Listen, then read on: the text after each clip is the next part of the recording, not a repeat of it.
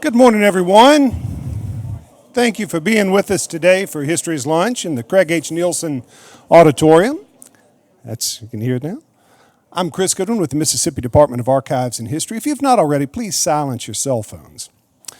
A few notes on upcoming programs. On Friday of this week, the Eudora Welty House and Garden will be hosting a book signing with Cassandra King Conroy from 5 to 7 p.m. with a reading around 5:15. She'll discuss her memoir, Tell Me a Story, which recounts her relationship with her husband, Pat Conroy. The event is in partnership with Lemuria, who will have copies of the book for sale. Then on Friday, November 8th at 10:30 a.m., we'll have a Veterans Day ceremony here in the museums. This will be the second year for the program. It's a very moving service, so please join us for that. And finally, I hope that you'll join us next week for History's Lunch when Vin Stepanidis will be with us. He'll present Fort Rosalie, A History in Maps. For those of you who don't know Vin, he is an archaeologist, anthropologist who has been doing work on the Natchez Bluffs for decades, and it will be a really great program. Today, though, we are delighted to have Mississippi Heritage Trust Executive Director Lolly Rash with us to discuss the sites on the group's 10 Most Endangered Historic Places list. A native of Biloxi, Rash has more than 2 decades of experience in historic preservation. She earned a BA in History from Louisiana State University and an MA in History from the University of Mississippi. When she was the historical administrator for the city of Biloxi, Rash oversaw the restoration of the Sanger Theater and the Biloxi Lighthouse. She served on the Mississippi Heritage Trust Board of Trustees from 2003 to 2010 and became executive director in 2013. She has done History's Lunches for us before. She is a longtime friend of the department. Help me welcome Lolly Rash.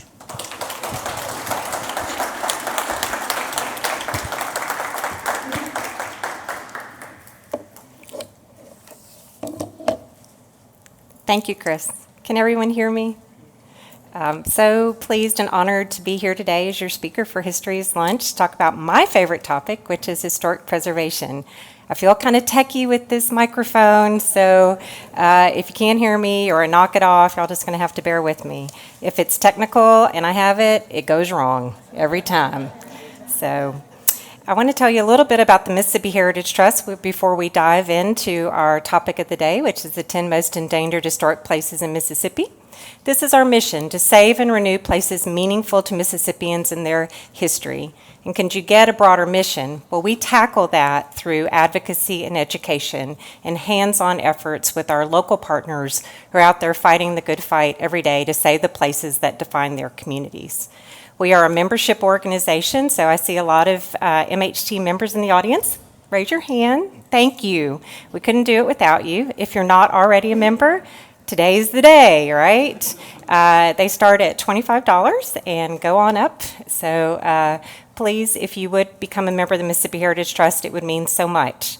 I tell you, when I go to the post office in the morning and there's an envelope in there and I have a check, it doesn't matter the amount. I mean, it's great if it's a big check, but it doesn't really matter the amount because the fact that somebody took the time and put their resources to work for historic preservation and believe in our organization, I just start the day with a huge smile. So we encourage you and would love for you to be a member of the Mississippi Heritage Trust. Do I have any board members in the audience today? I don't know if I do. We are governed by a board of directors that are historic preservation advocates from across the state, from all walks of life and fields, and they bring such great diversity and ideas to our organization and help us to fulfill our mission every day. So we want to say thank you to those guys. They come out and they work so hard on behalf of preservation, both in their own communities and on a statewide level with Mississippi Heritage Trust. So let's see if the next technological thing will work. Yay! So this year marks the 20th anniversary of the 10 Most Endangered Historic Places in Mississippi, and what a milestone for our organization. And I think it says a lot about the Mississippi Heritage Trust that the lady who was the chair of that first event back in 1999 works for MHT today, my colleague Erica Speed. This was her baby and her brainchild to say, how do we get people more involved in preservation around the state? So this year we celebrated our 20th anniversary of the program and announced our 12th list. Now, there have been some sad losses, let me tell you, and I'm not going to talk about those today. We're going to talk about the ones that are listed this year, and then I'm going to follow up with some really bright spots of exciting things that are happening with endangered places that have been on previous lists. You can see it takes an army to put on 10 Most, right? The program starts with Mississippi Heritage Trust receiving nominations from folks all around the state. If you have ideas of a building you'd like to see listed as endangered, we do the program every 2 years, so we'll have to hang on to that knowledge until 2021. But please let me know, because people talk to me all the time. Do you know about this place? Do you know about that place? This place needs some help. We could use your support.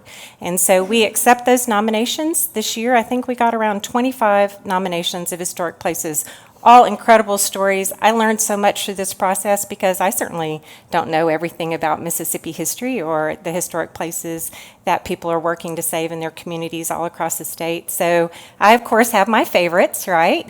But it's up to a jury to decide who goes on the list. Carter Burns, who's one of our board members and heads up the Historic Natchez Foundation, is chair this year and helps to find people that are interested in preservation that make these nominations, and he also chairs our jury. You can see there the names of the folks who served on the jury this year. If you're interested in serving on the jury in 2021, just let us know. We have some folks who, I remember several folks in here. Oh, we do have a jurist, Katie, yay. Is anybody else from our jury here? Well, it's a great process to sit there, and it sounds kind of depressing, right, because you're talking about endangered places, but it's such a great way to learn about history and have this great dialogue with folks who get excited about the same things that you do. And so through that process, I remember Bob Adams' wonderful words of wisdom on a jury in years past. We can talk about each one of these places for hours and hours because they're fascinating, but we get down to brass tacks. Is it worth saving, and is it really endangered? Because often we get places that are nominated that the wrecking ball is not imminent, right? It's just that people are struggling to figure out a way to save it. So we have our jurist. One of the things that we do with 10 Most is once those 10 sites are selected, we reach out to artists who've been friends of the Mississippi Heritage Trust for years, and they depict those sites that we then auction when we make the announcement. This year we did it last Thursday, just seems like yesterday.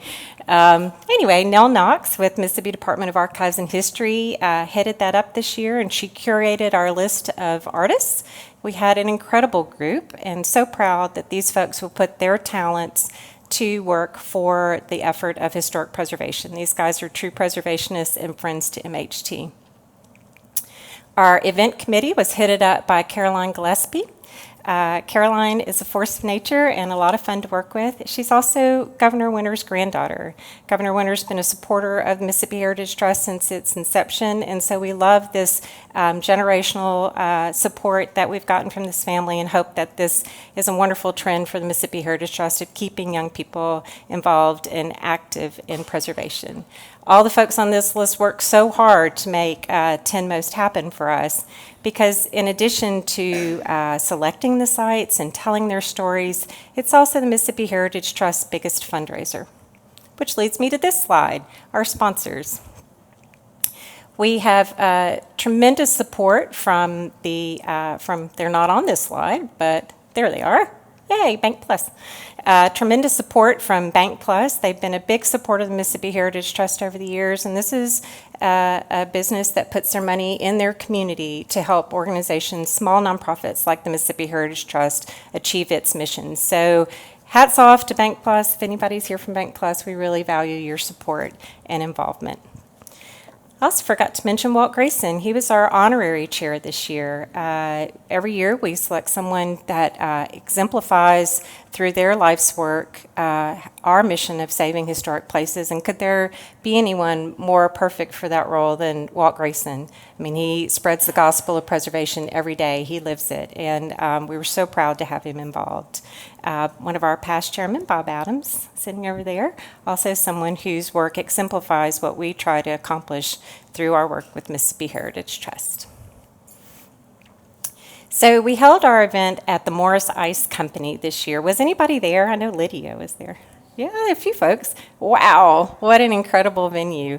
And what we love as preservationists is to see a site before it's done. We want to be in on the ground floor, right? And that's what we got to do at the Morris Ice Company. Very sweet man, Jack Pickering, just recently bought this old ice house and has plans to convert it into a concert venue and a beer garden and a place to record music and connect Jackson to Pearl River and the wonderful natural amenities that we have there. His ideas and his vision are huge, and our way of supporting that effort was having our event there, showcasing this beautiful historic place and talking about ways that we can help him move forward with saving this historic place. Erica Speed, my colleague, putting her money where her mouth is one of our big sponsors there. And so you can see so many people came to the table to say, yes, we think this is important, and help to sponsor the event. Oh, that's so dark. You can't really see it. I'm so sorry. This is a picture of the crowd at the event. It was huge. We had such a great turnout. And the building was lit up and the cleanest it's been in, 30 years, 40 years. This place closed as an ice house back in 1988. And it is a time capsule. Nothing had been moved since 1988. The desk where they received the invoices still had the invoices from 1988 on it. The guy's beer can was sitting right there, He drank Natural Light. Anyway, we did our best to showcase this incredible time capsule to say, hey, this is what we love to see in historic buildings, this authenticity and this idea of connecting to the technology of the past. How many of y'all know how ice was made commercially? Well, they've told me about a dozen times now, I still can't tell you, but it's fascinating to walk through this building and go through the process, thinking about, talk to a young person and say, what would it be like if you didn't have ice just in your house every day, right? There's this incredible part of the building that we didn't use for our event. It's a 40 by 40 by 40 cube where the ice was stored. And when you go into this room, it's probably one of the most spectacular spaces I've ever been in. And now, because of this young man's vision, we're all going to get to enjoy it. Well, if you weren't there, you missed it. It was a fabulous night. So on to our 10 most list. Here we have Mississippi's historic water towers, which is something that many communities can identify with, right? This picture is in Flora. This was nominated by the Flora Area Historical Society. They've been working for several years to get the Flora Water Tower on the list. It always got my vote, but I don't get a vote because I'm not on the jury.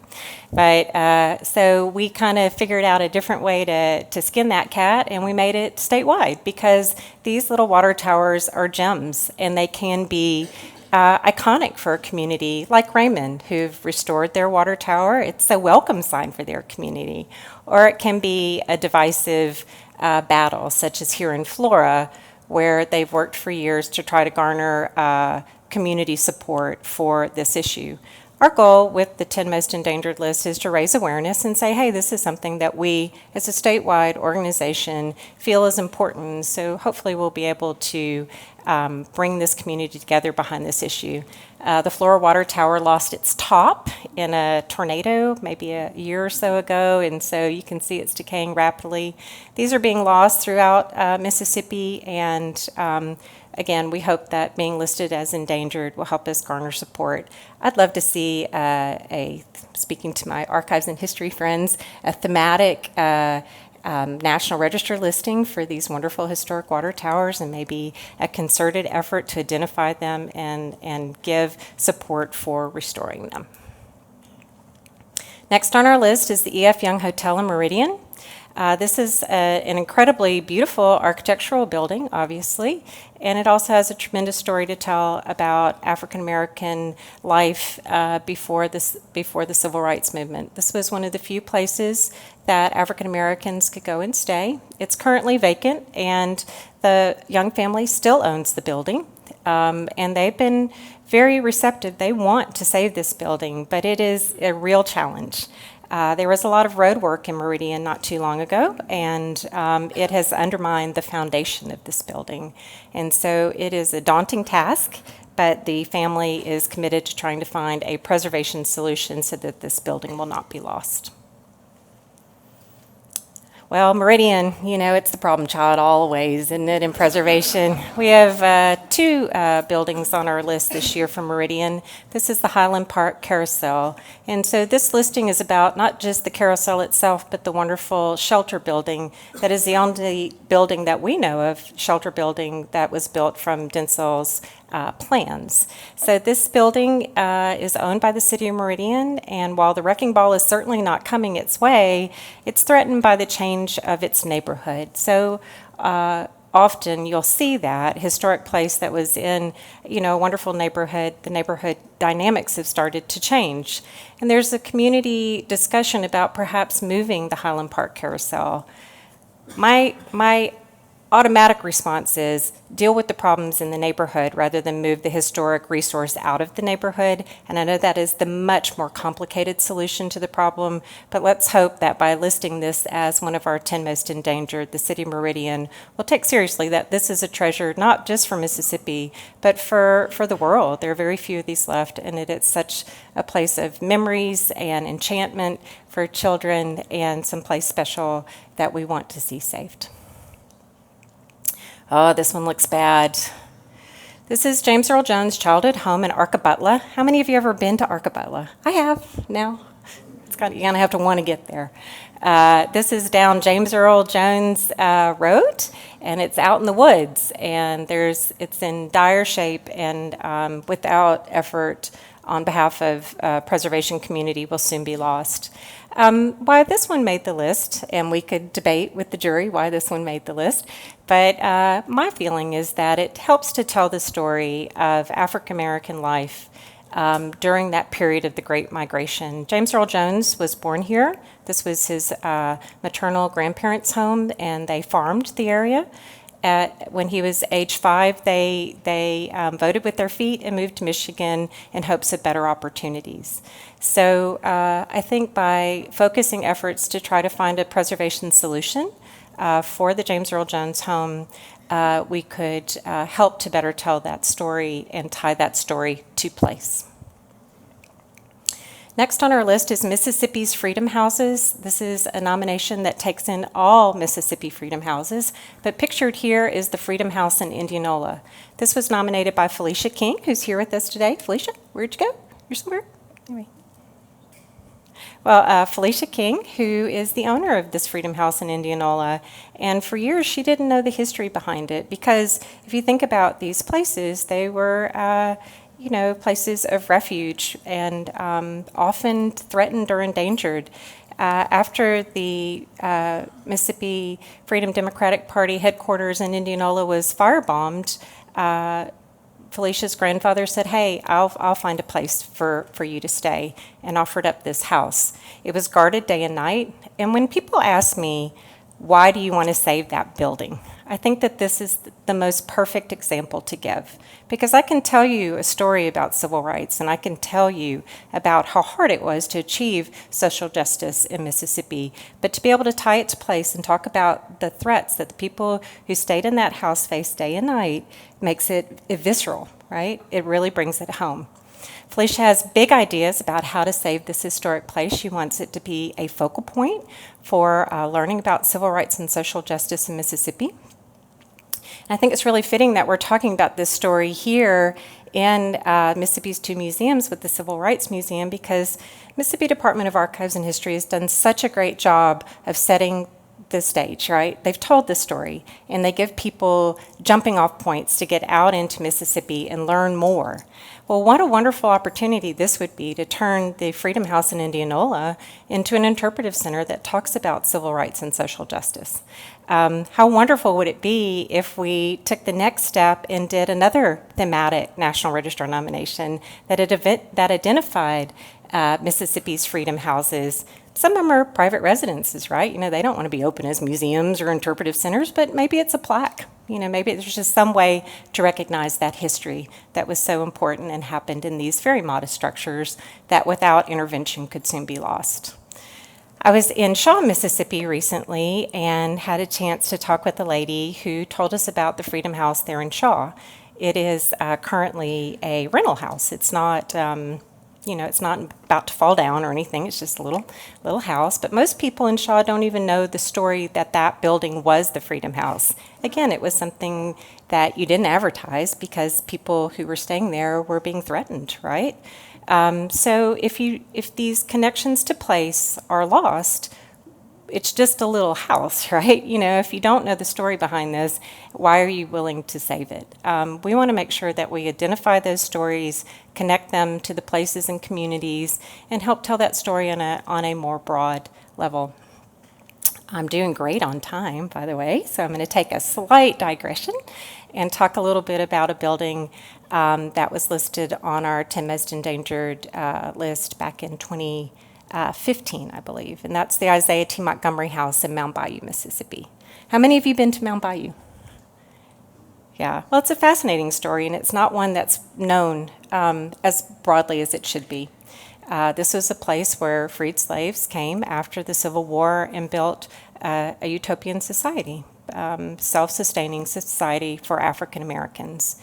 And the man who spearheaded that was Isaiah T. Montgomery, and his house is still standing. It was built in 1910, and it's not in great shape, but it's not about to fall down anymore, thanks to a recent grant from the Mississippi Department of Archives and History.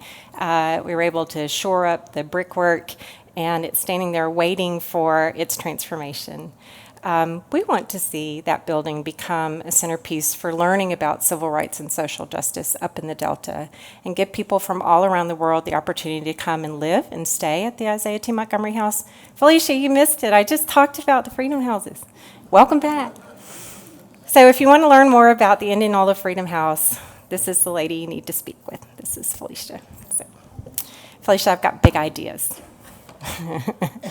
So we want to see the Isaiah T. Montgomery House become that place that a visitor to Mississippi who wants to learn more about civil rights can get out and explore and have a place to learn about this incredible story of Mound Bayou.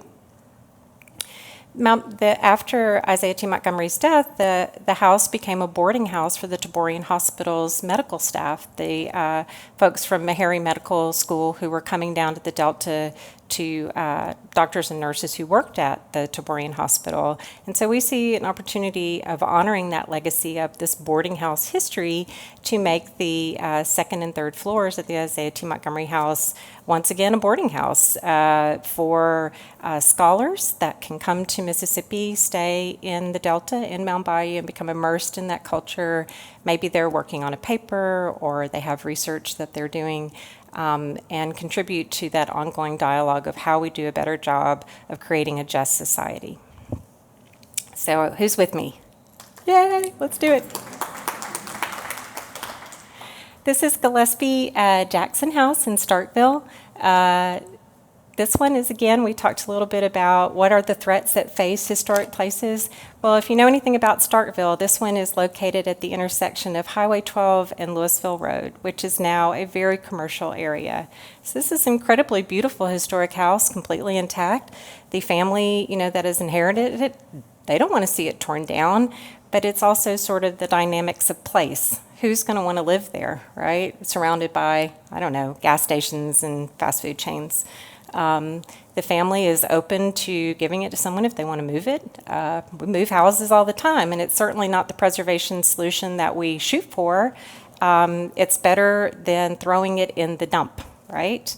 So hopefully by putting this building on our 10 Most Endangered list, we're able to shake some folks up in Starkville and find a way to save this house. I know a lot of you are faithful History is Lunch goers, History is Lunchers. So last week you got to hear Will Jacks talk about Pomonkeys. Pomonkeys is on our 10 Most Endangered list. This is a very modest little house in the Delta outside of Cleveland in Marigold, where Pomonkey used to hold court and give people in this area a place to come and mingle and get to know each other. I am sad to say I never got to go to Pomonkey's. Did anybody here ever go? Yeah, well, shoot, I'm jealous because it sounds like it was a phenomenal place and sounds like he was an incredible man.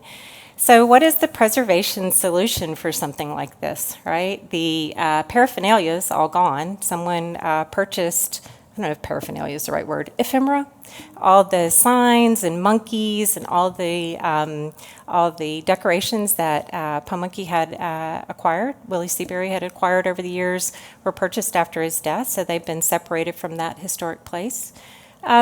You know, there's talk in the community about moving it to Marigold, and I think that it could be one of those successful, you know, stories where moving the building might be a solution to put it in town, where it becomes not just a memorial to Willie Seabury and the history of Pamunkeys, but something active and an active, engaged space in the community. So if you have thoughts on that, I'm all ears. The folks up in the Delta are all ears. You know, the folks who own the farm, it's just there. You know, they are open to a preservation solution for this building. Did any of y'all get Will Jack's book the other day? Yeah, I can't wait to read it. We've been kind of busy with Timo, so I haven't seen it yet. Next up on our list, the Lundy House in Lexington. Well, this one, boy, this was like a step through the looking glass for us, because often in communities you find the Historic Preservation Commission fighting to save a historic building, whereas the city leadership, the mayor and city council, are saying, nope, it's got to go. Well, in this case, it was the Historic Preservation Commission that issued the Certificate of Appropriateness for demolition of the Lundy House, 1860s stagecoach that is right off the historic square in Lexington, a beautiful little historic town. And then when the owner showed up to pull the demolition permit, the mayor's like, what's going on? And put the brakes on it, which we're very, very glad that she did. She brought it back to the city council to talk about whether or not all the policies and procedures related to issuing a certificate of appropriateness had been followed, and the city council asked that it be remanded back to the Historic Preservation Commission and that a public hearing be held about the demolition of this building. This is one that was kicking the anthill for sure. People got really upset about this because they love the Lundy House. It's a great building.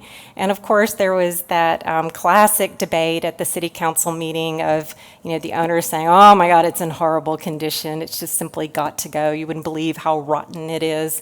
Well, you know, sometimes you have to look to who's speaking to say whether or not those are credible findings. We'd love to see an independent structural engineer go and take a look at this house. The mayor and members of the Lundy family are leading the charge to raise money to either move the house or restore it. I don't find moving the house to be the best solution for this one, but that seems to be the direction it's going in. The owner has said they want it torn down.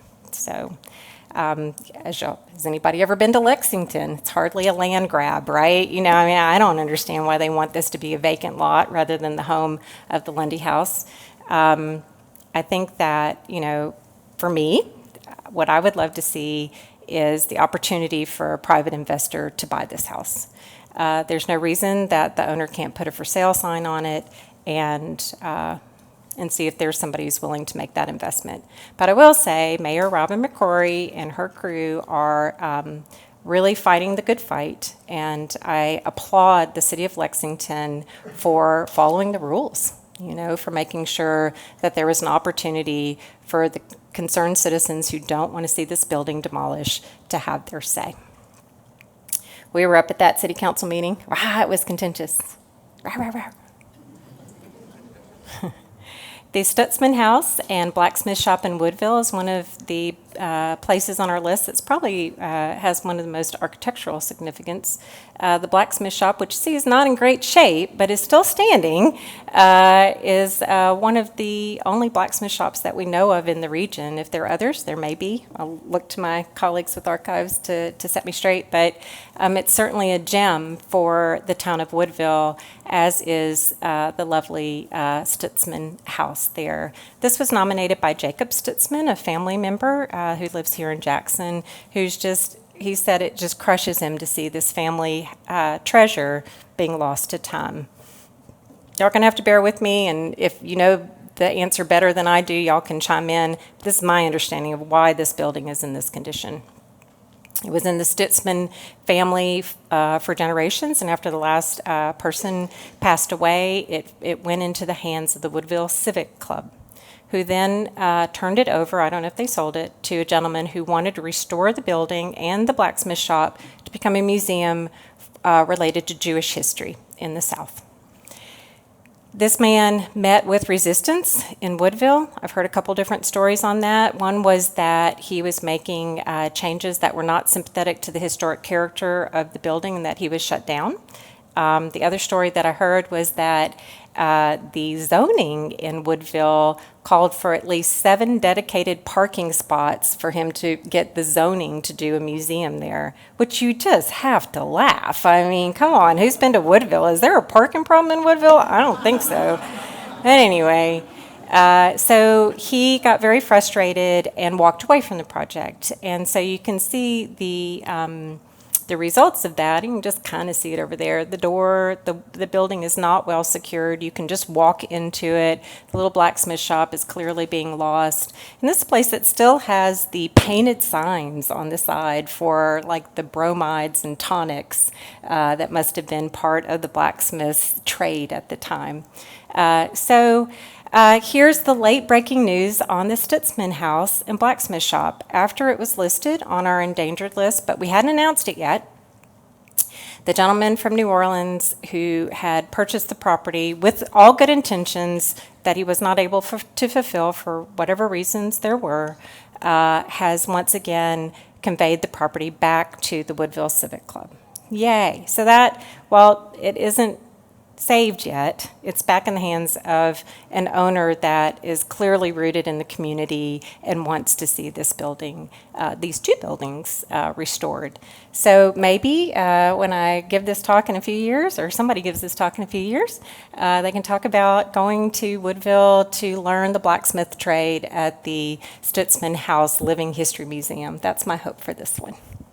And they can park wherever they want. Go right up on their bikes.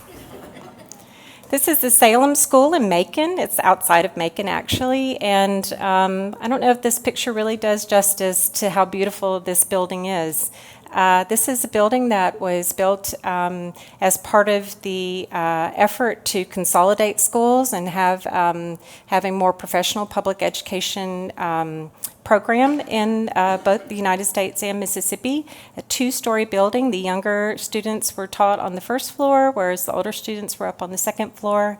And this one is the victim of good intentions yet again. It is owned by the Salem Historical Society, who are not track downable, I don't know.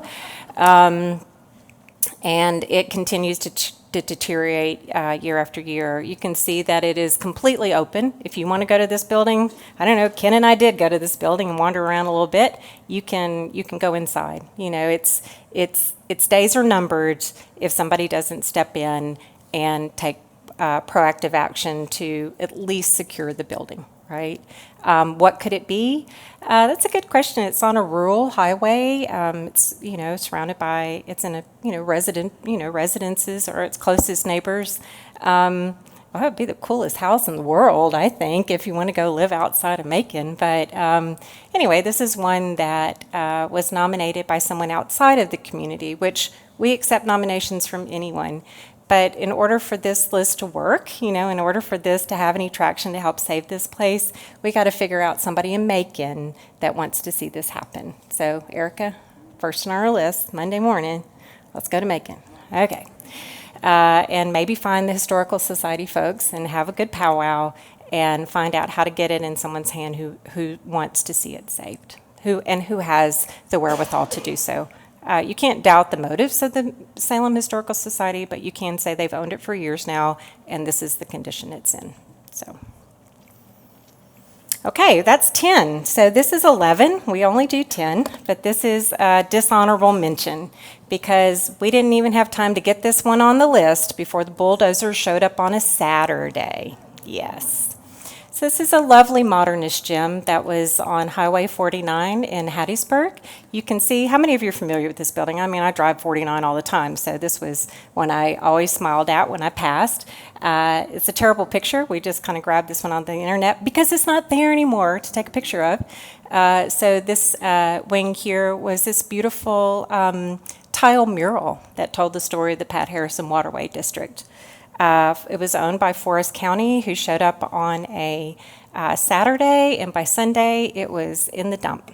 They have said that they were not required to follow the Mississippi Antiquities Law, then that they did not need to pull a permit from the city of Hattiesburg because they have a reciprocal agreement, city and county property, which I just find ludicrous and very sad, because we lost a wonderful modernist building that wasn't hurting anybody. And I can promise you what's going to happen in that place, and I pass by it for the next 15 years, is nothing, right?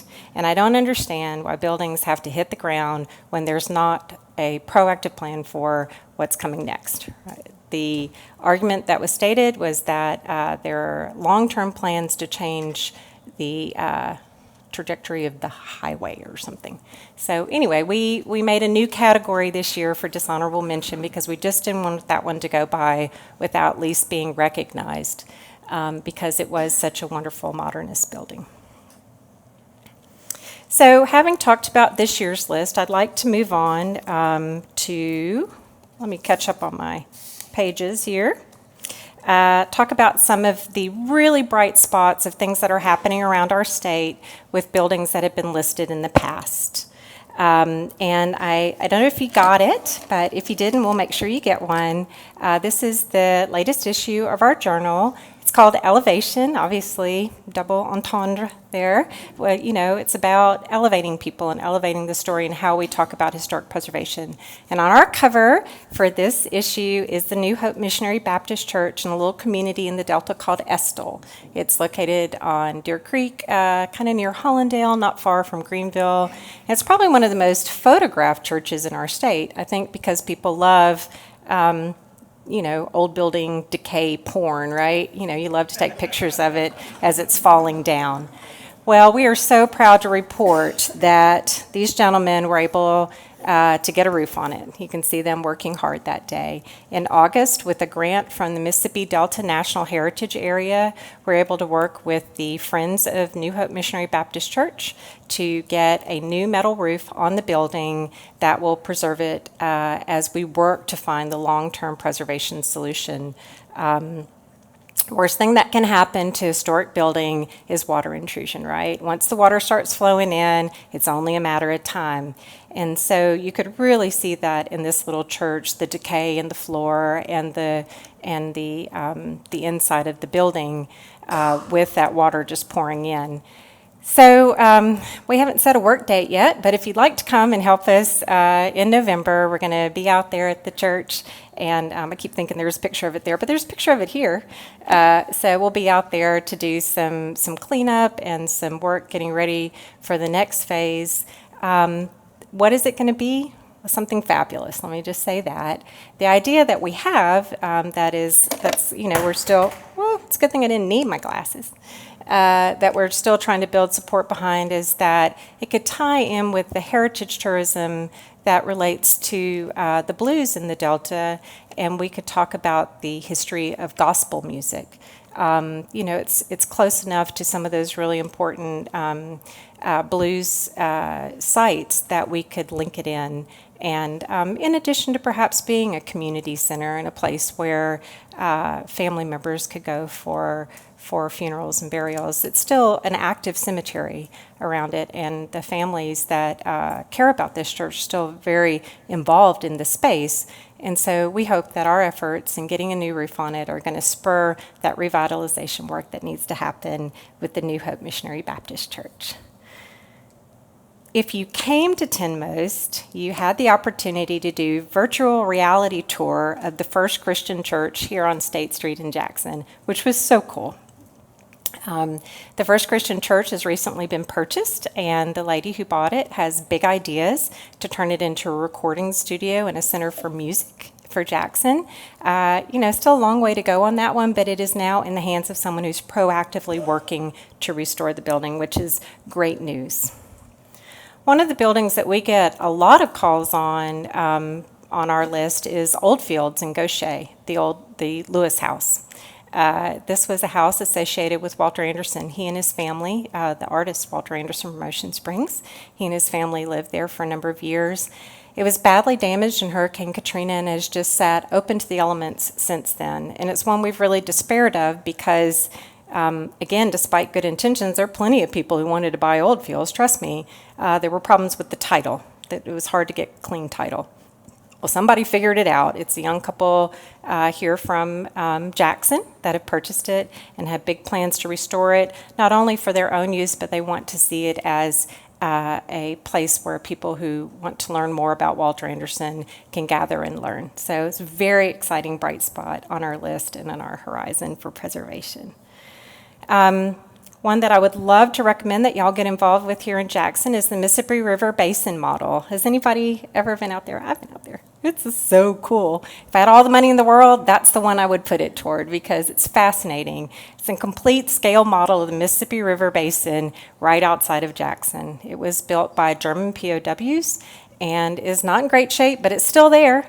And I have this vision that everybody shows up with their picnic baskets and there's great music and then, wait for the sunset and all of a sudden the flood comes, But anyway, the reality is there's a group here in Jackson, young engineers as well as other folks who've bonded together to form a friends group, and they are actively working toward restoring a portion of, this thing is huge, restoring a portion of the Mississippi River Basin model and turning it into an educational facility where young people can learn about both the hydraulics of the Mississippi River, the natural environment. It's a great space for walking trail. So it's one of the ones that you get really excited about. Sometimes when you're feeling kind of down about the losses, you have to remember the big victories.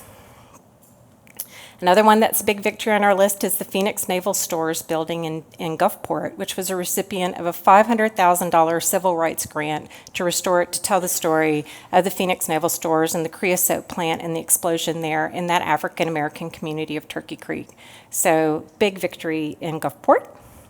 One of the folks who came to our 10 Most event was the gentleman who just bought the Walter Place in Holly Springs. So excited. He's found his people, right?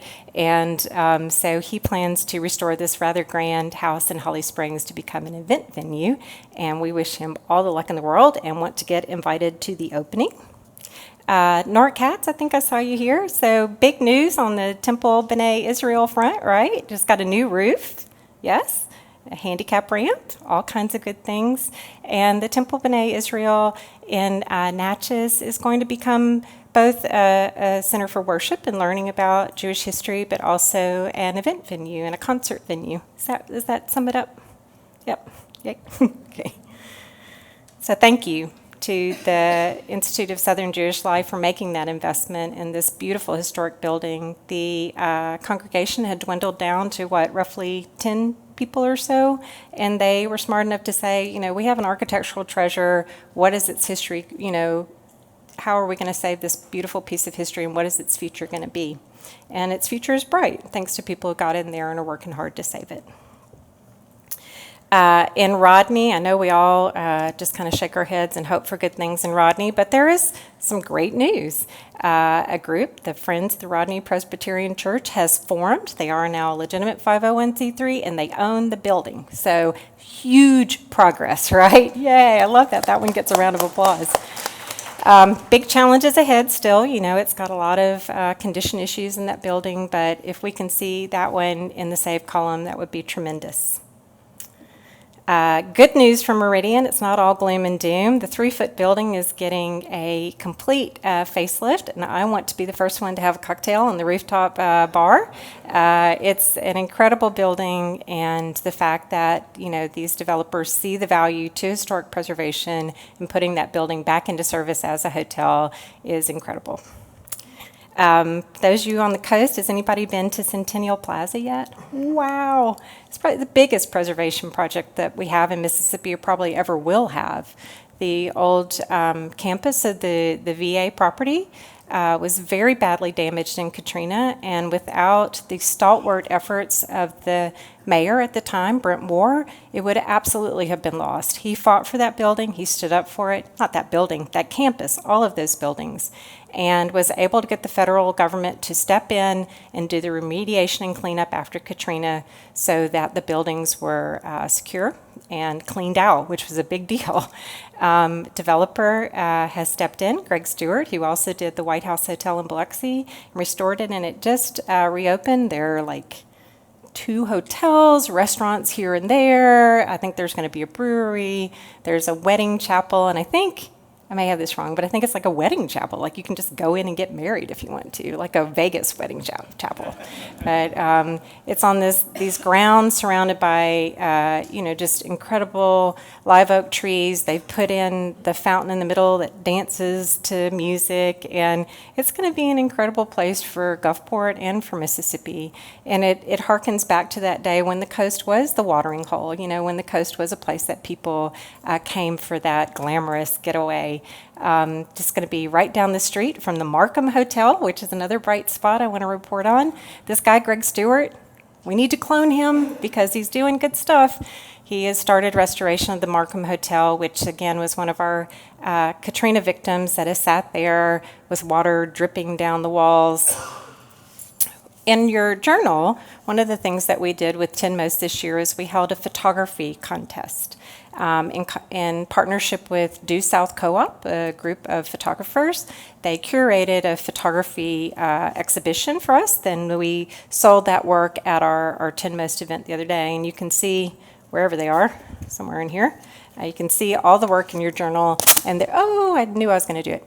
There are a couple that show the condition of the Markham. You can see Markham mezzanine and Markham lobby after rain. So it was a monumental restoration effort to bring the Markham Hotel back to life. This is one that has been on the brink of demolition numerous times as the city deals with properties that were damaged in Katrina and how to restore them.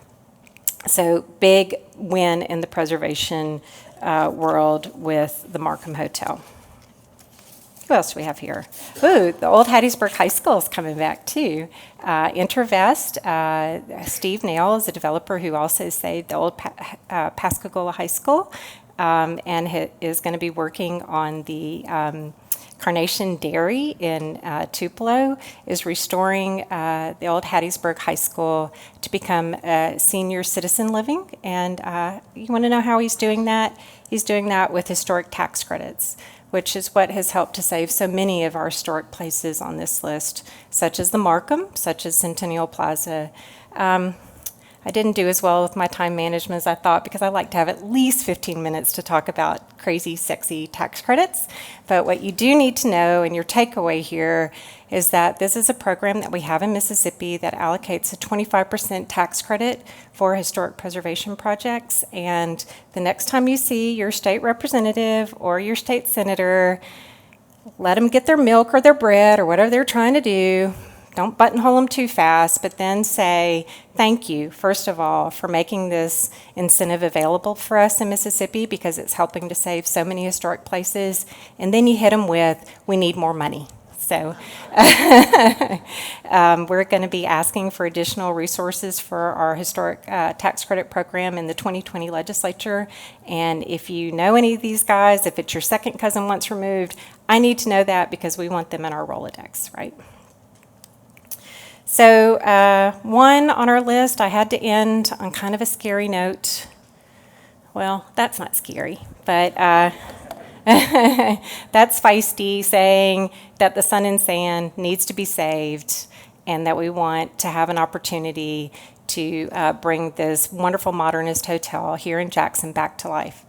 For those of you who don't know the backstory, the Sun and Sand has been owned by somebody for many years who was not willing to sell it. So when people tell you, well, that building's just been sitting there and nobody cares what happens to it, they are wrong. Because Mississippi Heritage Trust over the years have received numerous phone calls from developers who want a crack want to take a chance to bring this historic building back to life.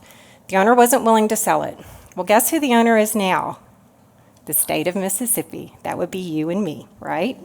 So I managed not to drink all the bourbon at the 10 Most Endangered Historic Places announcement and got in my car. My friend Ken and I headed up to New Albany for the Mississippi Department of Archives and History's Board of Trustees meeting on Friday, October 25th, where they did move to allow for consideration of the Sun and Sand Motor Hotel being listed as a Mississippi landmark.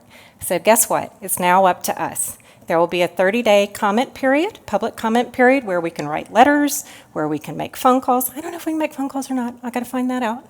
But anyway, write letters, advocate with the powers that be, both the Board of Trustees for the Mississippi Department of Archives and History and every one of our senators, every one of our representatives, to say that this is a special piece of Mississippi's history and we want to see it saved.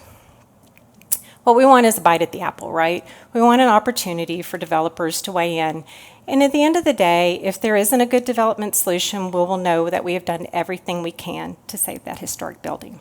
What can you do here today as part of History is Lunch? Well, you can fill out a postcard to whatever leader you want. We will make sure that we get it in their hands. If you have a relationship with one of your state elected officials, if Kane Ditto is your next door neighbor, write a note saying, all it has to say is, we want to see the Sun and Sand saved. We'll make sure we get it in their hands. Or, you can just send a note to your cousin and say, hey, isn't this a cool postcard? But, if you turn in your postcard, you too can sport one of these wonderful Sun and Sand buttons. It's what everybody's wearing these days, right? I see a few around the room. So anyway, not to make too light of it, but if you would help us in that advocacy effort, it'd mean the world. We have talked to so many people. Eric and I had Mississippi Heritage Trust had a booth at the book festival. I don't know how many billions of people came to the book festival, but we talked to every one of them. And, it's just overwhelming support. What do you mean they want to tear it down? People love that building. They love the story. They love the architecture. And we want to do what we can as Mississippi Heritage Trust to partner with other advocates to get the word out and try to save it. So, it being 12:52, I will take a short break here and switch gears to question and answer. Chris Goodwin has a microphone, and if you would like to ask a question, if you could please let him get you the microphone so everybody can hear it, and I'll do my best to field those questions. Thank you so much for the presentation. I am a strong advocate of preservation. For example, the Jackson Zoo. Being a member of the West Jackson community, existing in a socioeconomic group for years, I raised 5 children. There were times when we couldn't afford to go inside the zoo and ride the train, but we partied on the lawn at the zoo and really had a wonderful time. Since the face has changed in the community, the supervisors refuse to donate the $50,000 necessary for renovation and bringing the zoo up to standards. What is there, if there is anything that we can do? Because it can be rebuilt. Yeah. Unfortunately, I missed my calling. I would love to have the talent to do it. Well, it's never too late, right? We're all in this room advocates and preservationists in our own ways. There's no simple answer to your question, but obviously the zoo is a treasure for this capital city and should be saved. And I go back to my comment of the property in Meridian, the Highland Park Carousel, when the conversation talks about closing down cultural resources in neighborhoods or moving them, the bigger question is, what are you going to do for the neighborhood, right? How are you going to turn the neighborhood around? And, there's no one simple, one-year answer to that. It is a long-term effort to turn the neighborhood around and make it a place that people want to visit. So I'm sorry that I wish I had the magic bullet for that. But it's certainly worth saving. And I know that preservationists have been involved in efforts at the zoo. Archives and history folks could help me out, but I know that there was a community heritage preservation grant that went to the Rhinoceros building, which I just loved, right? But that was a small solution to one building, whereas the problem is more about community revitalization, right? So something we all as a group need to make a priority and get together on. Do I have any other questions? I like what you said about Highland Park, about instead of doing something in isolation, you look at the whole district. How doable is that for an entire community to be revitalized, starting with that particular carousel? Well, didn't you just answer your own question, right? I mean, I think that for communities that are struggling, finding that bright spot, that place of pride in community that can spark a renaissance can make all the difference in the world. I'll have to think about some good examples here in Mississippi. One that comes to mind is Hattiesburg, with the revitalization efforts related to the school there, that and the USO Museum, both bright spots in a neighborhood that needed it, right? And you can see that outward effect of we're not going to let something bad happen in our neighborhood. We put a lot of time and effort and money into bringing these places back, and so there's a ripple effect from those historic places. Absolutely, it happens all over the country that you use historic preservation as the catalyst for a broader scheme of community revitalization. And, the worst thing that you can do, obviously, is to close down your resources or move them out of harm's way rather than deal with the bigger issues.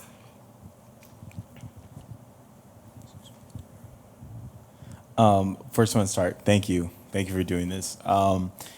Second thing is, I went to Centennial Park 2 months ago, and they had the Chillin' on the Gulf Coast festival there. Sure. It was phenomenal. It was amazing. Even the Gulfport mayor, he got up on stage and performed as well. No way. So That's great. that was fantastic. So if y'all get a chance to go see Centennial Park, it is so beautiful and it's amazing to see. My question is for you, how can we, of course, the list that were previous years, how can we get connected to all these different places and entities so that we can be able to show support, whether in fundraising, whether just visiting? Is there some way that we can, do y'all have links or anything on your website that we can get connected to all these different groups? We liken ourselves to a spider in a web, right? If there is an active advocacy campaign for one of these historic places, hopefully we know about it and we have that person in our Rolodex. I mean, so for example, Mississippi's Freedom Houses, Felicia King's right here. She's the champion. She's that point person.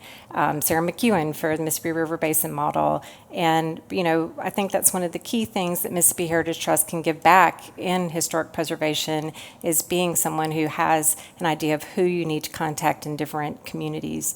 Also, our partners at Mississippi Department of Archives and History work with these advocates every day on issues related to certified local government grant funding or compliance, community heritage preservation grant projects that, again, can be that catalyst for revitalization. And there's that spark plug in that community that's fighting the good fight, and you just need to be able to connect with them. So if you have one in particular, just let me know, and I'll say, it's Sue Smith, right? We do have a website. It's MississippiHeritage.com. And the website for the 10 Most Endangered Historic Places is 10mostms.com, and it's all throughout the journal. If you don't have your journal yet, we've got stacks of them over here, and it just gives kind of a synopsis of the history of the building and how the project is proceeding, whether it's saved, lost, endangered. So yeah, absolutely. But we could do a better job with that, obviously. Thank you. Thank you for that You're welcome. very enlightening presentation. I know that in Greenville they have monks, Native American monks, that connect us to Native American history and culture. And I was wondering if there are any kind of log cabins, anywhere around that can connect us to slavery, because slavery is still a vitally important part of our history. Absolutely. I would, if you're not already aware of it, they're doing such a wonderful program in Holly Springs related to the slave dwelling project. Are you familiar with that? The Preserve Marshall County Holly Springs folks are champions and great historic preservationists, but they do more than try to preserve buildings. They are bringing those buildings back to life through a program called the Slave Dwelling Project. And that's a national program, and there's a fellow who, what's his name? We spent the night with him out at Prospect Hill. He's fascinating. But he goes around the country and he spends the night at places related to our to slavery, to that history. And he does that as a way of building awareness and connection. And they have built on that in Holly Springs with their slave dwelling project, which I'm not getting the name right. What is it? Behind the Big House tour. Yes. Thank you, Chris. With the Behind the Big House tour. So that's one place in Mississippi where that is happening in an incredible fashion. And I know that there are plans in Natchez to build on that model. So I think that, yes, where there are still extant slave dwellings, there's a tremendous interest in making sure that those places are interpreted and connected to that history. So. Thank you all for being here. We've come to the top of another hour. There are copies of Elevation magazine here to be picked up. Erica, Lolly will be glad to answer any questions that you may have. Please come back next Wednesday for Vince Stepanidis' program, but help me thank Lolly Rash for this program today.